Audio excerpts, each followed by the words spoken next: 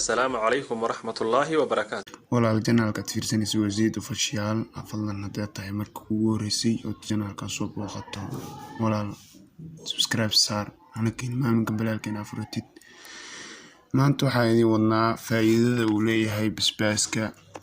xag caafimaad ahaan marka loo basbaas qajiga ama basbaaska cagaaran sidaad u taqaano inkastoo dadka qaba xanuunka gaasteriga iyo dadka xoqadaha ama qanjuhu ay xanuunayaan lagula taliyo inay aad u yareystaan isticmaalkiisa haddana basbaaska noocani wuxuu leeyahay faa'iidooyin badan waxaana aad ugu badan vitamin C iyo vitamin E isticmaalka basbaaska noocanina wuxuu ka hortagaa noocyo ka mid ah kansarka oo ku dhaca ragga waxaanu u fiican yahay dadka qaba caaburka isagoo fura sanka iyo neef mareenka waxaanu jirka ka caawiyaa inuu soo daayo saliid aad u dhalaalisa maqaarka sare ee jirka waxaanu isku dheeli tiraa sonkorta jirka ku jirta iyadoo lagula taliyo inay isticmaalaan dadka qaba xanuunka sonkorowgu waxaanu u fiican yahay dheefshiidka waxaanu dawo aad u fiican u yahay xanuunka dhanjafka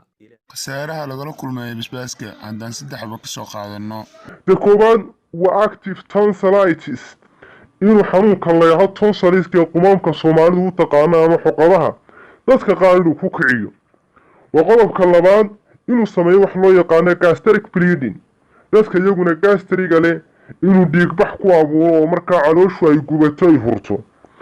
qodobka saddexaad waa intestinal distress or intestinal discomfort saddexdaas buu leeyahay dadka qaar inuu markaas midhiciradooda ay dhibaato kala kulanto oo dabadu ay gubato marka ay saxaroonayaan oo midhicirada ay xanuunaan ومشاكلات نوعاas ay ka dhaxlaan